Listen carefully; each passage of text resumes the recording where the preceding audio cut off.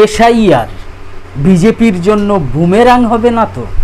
এই বিষয়টা নিয়েই আজকে আমাদের বিশেষ প্রতিবেদন।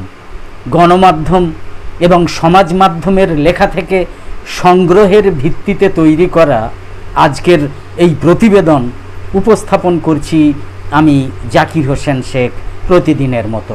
ভোটার তালিকা বিনে বঙ্গ বিজেপির মুখে এখন আর অন্য কোনো গীত নেই।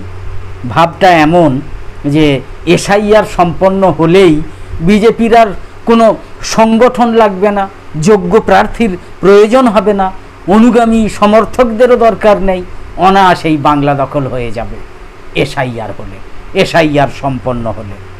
ফি বছর বসন্ত আসার মতো ভোট পর্ব এলেই নরেন্দ্র মোদী, অমিত শাহদের ঝাঁ চকচকে ধুলো ওড়ানো কপ্টার নামার হেলিপ্যাড খুঁজতে হন্যে হতে হবে না জেলায় জেলায়।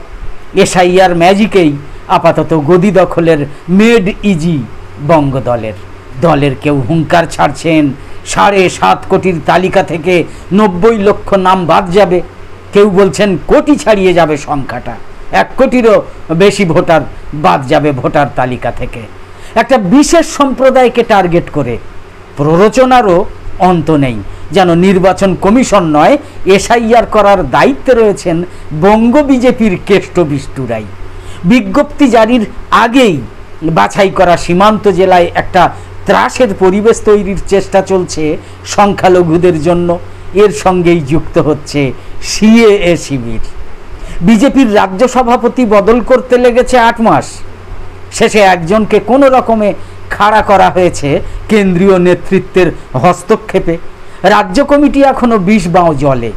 ওসবে মন না দিয়ে বিজেপি করছে কি না, জেলায় জেলায় 70,000 নাগরিকত্ব প্রদান মানে সিএ ক্যাম্প বসানোর সিদ্ধান্ত নিয়েছে। উদ্দেশ্য একটাই, প্রথমে নাম বাদ দেওয়ার ভয় দেখাও এবং তারপর নাগরিকত্বের টোপ দিয়ে উদ্বেগ কাটাও। বাজারি বাংলায় যাকে বলে রাবড়ি প্রসেস। শেষে ঠান্ডা আঁচে নামিয়ে ক্ষমতা দখলের নিটোল কিস্সা পোড় খাওয়া অমিতজির। এরপরেও এসআইআরকে শুধু একটা নিছক প্রশাসনিক প্রক্রিয়া বলবেন না চক্রান্ত বলবেন? কত নাম বাদ যাবে তা বিজেপি নেতারা আগাম হাঁকছেন কোন আক্কেলে বলুন তো? বিজেপি আর নির্বাচন কমিশন মোদি জমানায় সমার্থক না একে অন্যের পরিপূরক? অপদার্থ বঙ্গ বিজেপির এসআইআর আহ্লাদে কিন্তু ক্রমেই তীব্র হচ্ছে এই সন্দেহটা। ইতিমধ্যেই বিহারে 68 লক্ষ বাদ দিয়ে 21 লক্ষ নতুন নাম সংযুক্ত হয়েছে তালিকায়।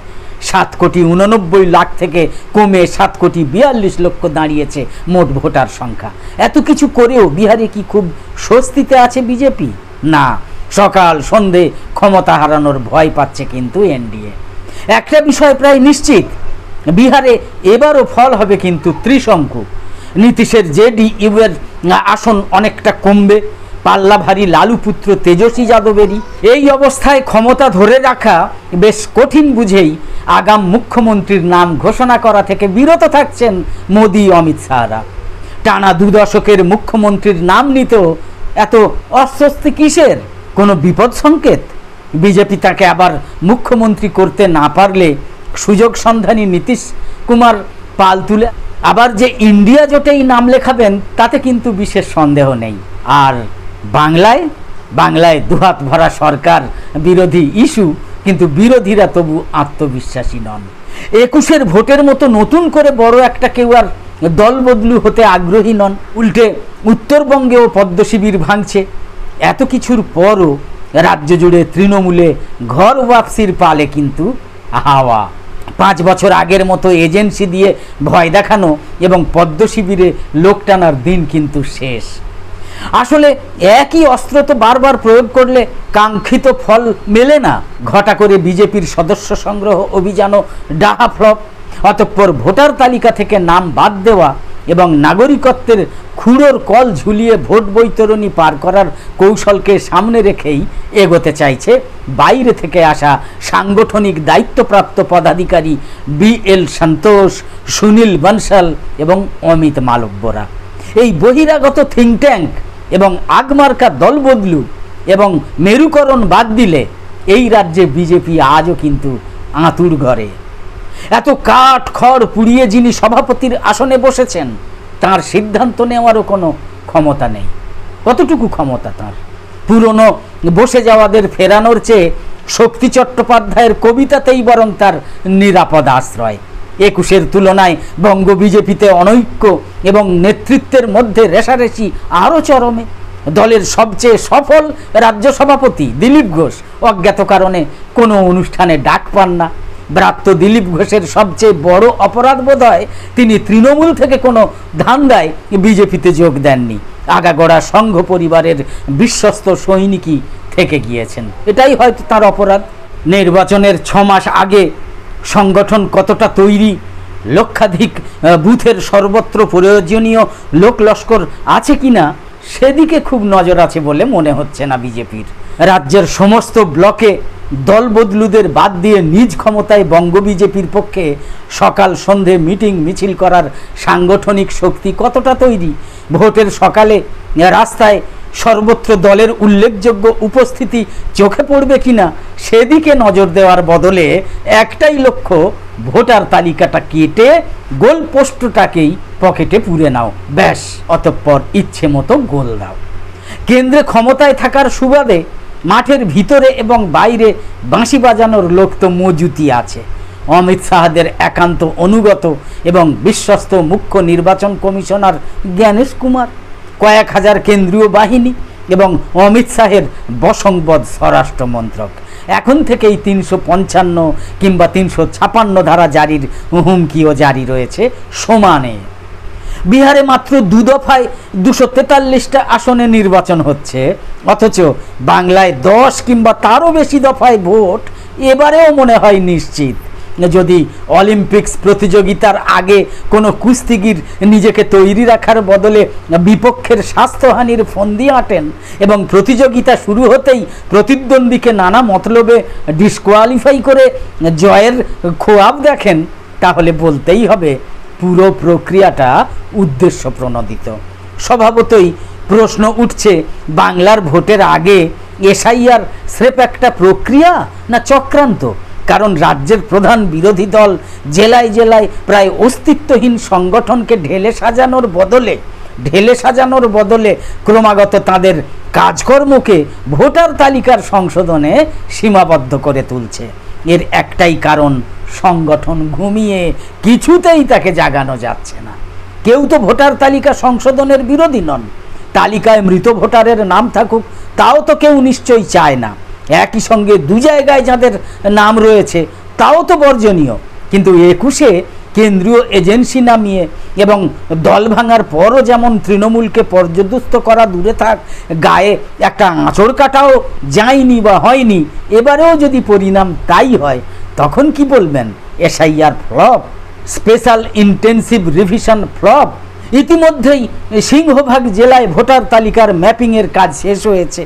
তাতে দেখা যাচ্ছে ২০০২ সালের তালিকার সঙ্গে মাত্র ৫৪% মিল পাওয়া যাচ্ছে। সবচেয়ে বেশি মিল পাওয়া গিয়েছে পূর্ব মেদিনীপুরে ৬৮%, আর সবচেয়ে কম মিল পাওয়া গিয়েছে উত্তর ২৪ পরগনা ৪২%, পশ্চিম বর্ধমান ৪০%, নদিয়া ৫২% এবং দক্ষিণ ২৪ পরগনা ৫০%। অর্থাৎ বহু জেলাতেই অর্ধেক ভোটারকে নাম ধরে রাখতে প্রয়োজনীয় কাগজ দেখাতে হবে। প্রক্রিয়াটা খুব সহজ নয়। আর যদি গোটা তালিকাটাই ভুলে ভরা হবে তাহলে তো ধরে নিতে হবে যে গত বছরের লোকসভা ভোটের ফলও তাহলে ঠিক ছিল না। তার মানে বিজেপি যে ২৪০টা আসনে জেতার সুবাদে দিল্লিতে ছড়ি ঘোরাচ্ছে সেটাও তো তাহলে সম্পূর্ণ মিথ্যের উপরে দাঁড়িয়ে রয়েছে, ঠিক কিনা? কেন্দ্রে বিজেপির আসন যদি সেক্ষেত্রে ২৪০ থেকে আরও ৪০টা কমে যেত, টানা তৃতীয়বার প্রধানমন্ত্রী হওয়া কিন্তু স্বপ্নই থেকে যেত নরেন্দ্র মোদীজির। একথা কি মোদীজি মানবেন না? কিংবা দিল্লি এবং মহারাষ্ট্রের বিধানসভা ভোটের ফল, রাহুল গান্ধীর যাবতীয় অভিযোগ খণ্ডন করার সময় বলা হবে ভোটার তালিকা ১০০% নির্ভুল, আর বাংলায় ভোট এলেই বলা হবে ভোটার তালিকাটাকেই আমূল বদলে দিতে হবে, সব ভুয়ো ভোটারে ভর্তি হয়ে আছে। এই দুমুখ নীতি কতদিন চলবে? ঝোলা থেকে বেড়াল কিন্তু ক্রমেই বেরিয়ে পড়ছে। বাংলার উৎসব মরশুম প্রায় শেষ। জগদ্ধাত্রী পুজো কাটলেই এসআইআর পার্বণের শুরু। রাজ্যে একটা সমান্তরাল রাজনৈতিক অর্থনীতি পরের 6 মাস সচল থাকবে কিন্তু বলাই যায়। এটাকেই বলে নির্বাচনী অর্থনীতি। নেতাদের এক জেলা থেকে আরেক জেলা অন্যত্র চলাচল বেড়ে যায়, বিস্তর হেলিকপ্টার ওড়ে, সকাল বিকেল মঞ্চ বাঁধা হয়, সভা পিছু ডজন ডজন মাইক লাগে, লাইটওয়ালার পকেটে 2 পয়সা আসে, গাড়ি ভাড়া, দেওয়াল লিখন, ফেস্টুন, ব্যানার টাঙানো তো আছেই। এরই নাম তো ভোটযোগ্য। কিন্তু 21-এর মতো এবারও বঙ্গ বিজেপির কর্তারা চোখে ঠুলি পরে বসে আছেন। দেখে শুনে মনে হচ্ছে যা নাম বাদ যাবে সবই সংখ্যালঘুদের, মানে মুসলমানদের। একজনও বেআইনি হিন্দু অনুপ্রবেশকারী নেই। একাধিক বিজেপি বিধায়ক বলতে শুরু করেছেন সীমান্ত জেলায় ইতিমধ্যেই এসআইআর বিরোধী একটা মনোভাব তৈরি হতে শুরু করেছে। লোকে বলছে এরা 100 দিনের কাজ বন্ধ করেছে, আবাসের টাকা আসা লাটে তুলেছে, বাংলার 2.5 লক্ষ কোটি টাকা বকেয়া এবার 1 কোটি মানুষের ভোটাধিকার কেড়ে নেওয়ার চক্রান্ত করছে। এমন বাংলা এবং বাঙালি বিরোধী দলকে রাজ্যেই ক্ষমতায় আনবেন?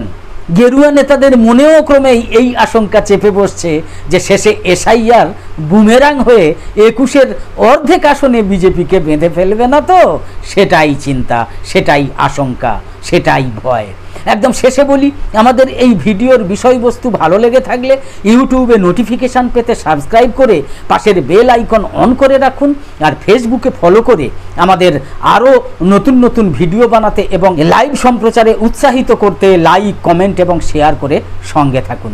আর মন্দ লেগে থাকলে ঠিক আছে, কোনো ব্যাপার নেই। মন্দ লেগে থাকলে অবশ্যই তথ্য দিয়ে গঠনমূলক মন্তব্য করে সংশোধন করে দেওয়ার চেষ্টা করুন। আমরা আপনাদের সেই তথ্যযুক্ত মন্তব্য অবশ্যই মাথা পেতে গ্রহণ করতে রাজি আছি। তো আপাতত শেষ করছি।